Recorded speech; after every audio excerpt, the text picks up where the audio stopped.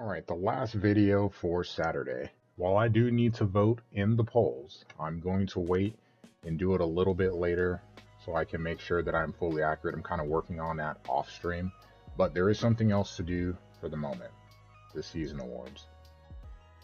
So let's dive into that. I was responsible for a couple as the NDL media member. So let's see what we got. If I remember right, the best receiver, the best tight end, Heisman, and then best defensive back. I believe those are the four awards that I was responsible for. I don't remember the name, but I remember what I was doing. So, contributions to the league. You've got members of the NDL media. You've got RB, him in the podcast, Lick in charge of game day, Wasted, conference commissioner, Nidler,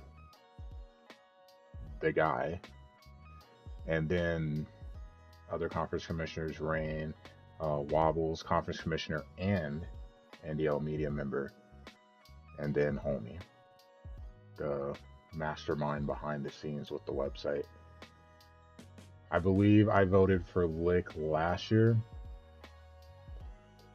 and I will too. It's always tough because I always want to vote for Homie because he does so much to make this league run. But Lick is in charge of NDL media, and there's so much that goes into it. You've got game day, you've got PTV, and as I'm seeing now behind the scenes, he does other stuff as well. So NDL media is a big part of why this league is super, super fun. Homie also is too, but I'll give the nod to Lick for this one. Coach of the year. Fun one here. I don't know why I'm on here. I don't feel like I should be on here. Looking at it, Bucknut went undefeated in the SEC. And yes, I know LSU is really good. It's hard not to vote for him. I know he has a good team, but man, the gauntlet of teams you have to play in the SEC is absolutely brutal. And for him to navigate that and go undefeated is very impressive. Other teams with great seasons, Sam Houston, they look like they were going to go 13-0, lost the conference championship. Marion, Jeffrey, Shell, all going 13-0. Colorado going 13-0. Like, a lot of good stories around the league, but I'll vote for Bucknut. The SEC is just so disgusting, and for him to go navigate that perfectly, impressive. All right, the Jet Award returns. This is kind of nice because it's really easy. Who had the most returns?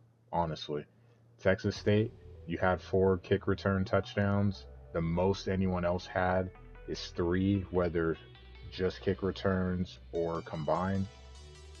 Easy vote. Don't care about the attempts. I care about the number of returns. Or you can say, oh, he did more with less. I'm still going to vote because kick returns, punt returns are hard. Punters. The Ray Guy Award. So you've got what? Pitt has the most touchbacks. 14 of 41 inside the 20. 14 of 33 inside the 20. Tulane, just 3 touchbacks. That's on 33 attempts. 14 of 41. 15 of 41. 18. That's pretty impressive. Air Force. Well, 18 of 34, so half the punts being there and only 2 touchbacks. Pretty impressive. I'll vote for Luke. Kicking. Oh, man. Hopefully these guys avoided hash kicks. So you got Jeter, who is 22 of 22, along a 58. Holy crap. 25 of 28, 26 of 28. Did miss an extra point. 72 extra points. Good Lord. But I'll end up voting for Jeter. All right. Hendricks, top defensive end. You're looking at sacks and tackles for losses here. Anyone that gets an interception, you're shaking your head. Trey White. Jasheen Davis. Holy crap. So look, Trey White's got 13 and a half. I was aware that he had double digits for sure. Then you've got Hamrick with 14. But look at this. 20 and a half sacks, knocked down 3 passes, 32 tackles for loss, 57 tackles. Yeah, GG's on that. That's impressive. Remington, most decorated offensive lineman. Caden Moore, 86 pancakes.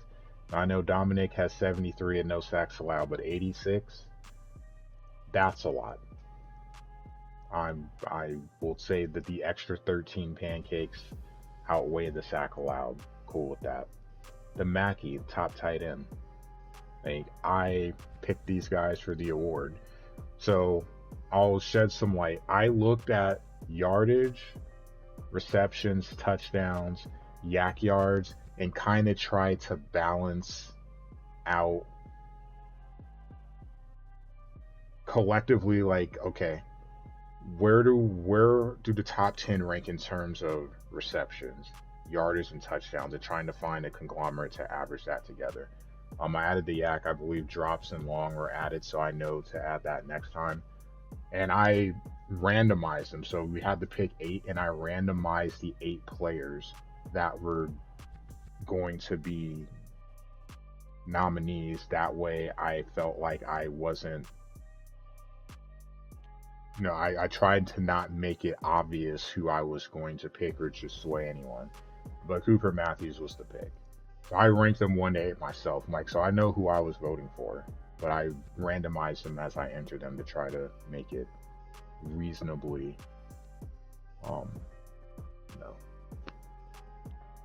I just tried to make it reasonable.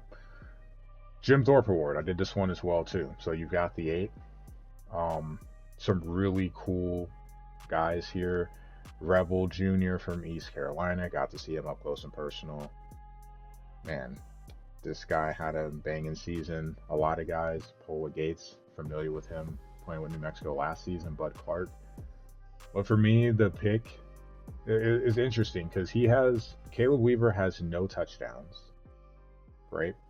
But he had over 100 tackles. You never want to see a DB with that many, but over 100 tackles, 10 interceptions, 11 pass deflections.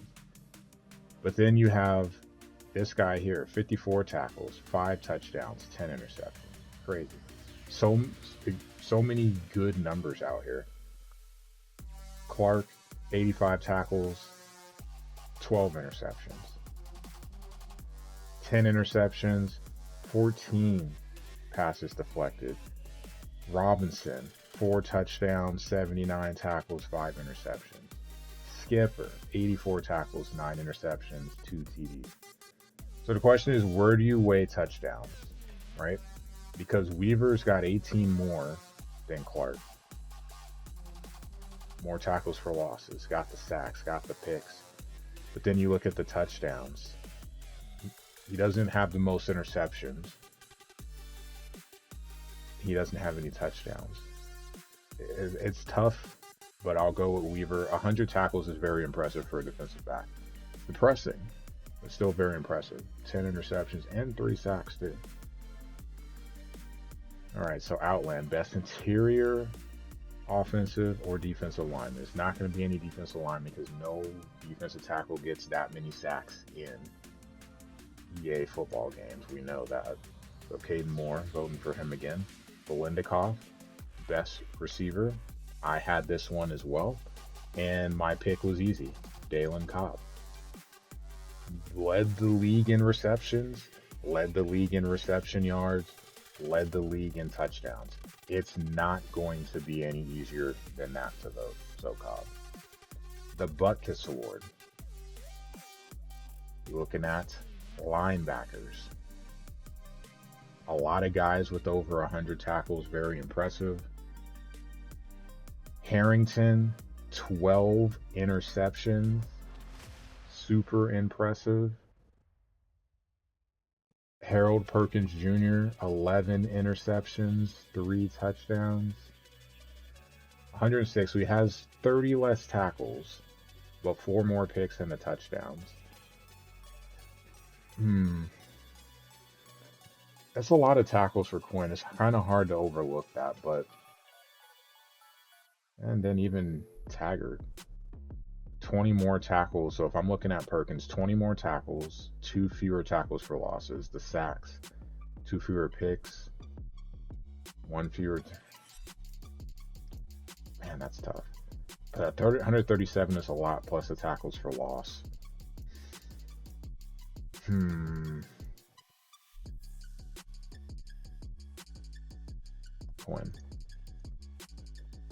All right, the Lombardi. So linemen all together. You look at 86 pancakes, or you look at 20 and a half sacks. I'm going to side with the sacks here. We'll go there. Outstanding defensive player of the year. Easy. Harris. This dude had 22 interceptions. That's more interceptions than some quarterbacks threw all season. It's more interceptions than some quarterbacks threw touchdowns all season. 10 defensive touchdowns. Ridiculous. All right, college defensive player of the year. And it's also going to be Harris. I value that extremely well. Interceptions are so big to me. The quarterback award. So this is an interesting one. I do not see Mateer on the list, but there are some pretty solid ones to pick from here. And looking at it, you've got Gabriel, who threw for almost 4,000 yards, TD to interception 38-20. You got to look at what they contributed running the ball too, but I feel like for this, it's more of throwing the ball. Golden arm. So, man, that's tough. That's a lot of yards. It's a lot of yards. Better interception TD ratio here, but I'm going to side with Gabriel with the yardage. And still, 38 touchdowns is a lot. It's more than anyone else on this list. Connor's up there, but more interceptions and less yardage. All right, premier running back. We're starting to get into the big boy awards. So you've got Phil, then you've got Genty, and you've got Durham. Aware of Durham for obvious reasons. So Durham, great season. 3K all-purpose yards. Genty, so ridiculous, man. 3,300 all-purpose yards.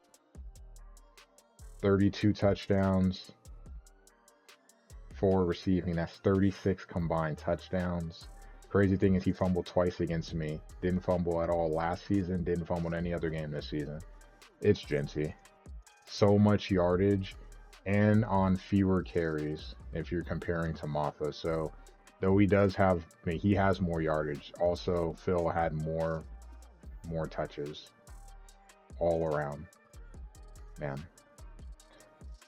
All right. O'Brien, the Outstanding Quarterback Award. For this one, I got to factor in TCU here. 3,700 yards, 42 touchdowns, 15 interceptions. But then you look down here at John. So 40 touchdowns, 16 interceptions. But the kicker is the rushing stats. He also has 12 touchdowns. So Mateer. So he combined for 52 touchdowns. Hoover had 43.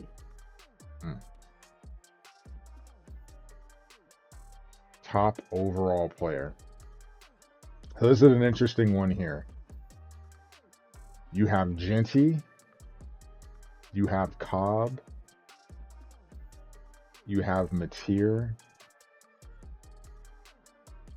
You've got Harris with all those picks.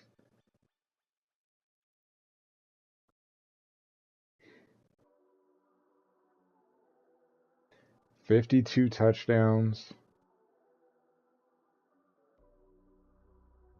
23 as a receiver. Almost 2,000 yards. Over 3,000 yards all purpose. And then Harris with 22 interceptions.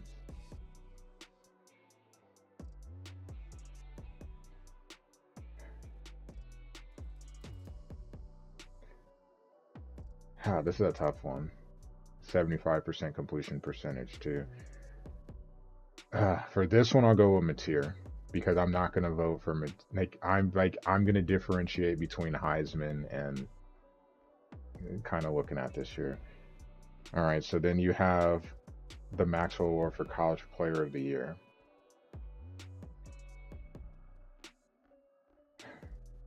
It's so tough. It really, really is. Then you have Cooper here. And I'm going to explain why. So I'm going to vote for Mateer here as well for College Player of the Year. And then this is the difference for me. So when we get to Heisman, so you would think I voted for Mateer for the College Football Player of the Year, Outstanding Player of the Year, but Genty is going to get my vote for Heisman. And here's why. When you look at the Heisman, I look at it as the MVP. And we can split some votes, and this is why for me. When you look at Mateer, he did so much. He had 52 touchdowns.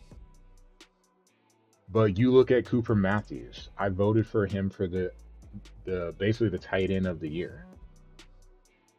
He had 1,500 yards. He had 25 touchdowns. So when you look at the touchdowns, he had over half of Mateer's touchdowns. He caught over half of his touchdowns.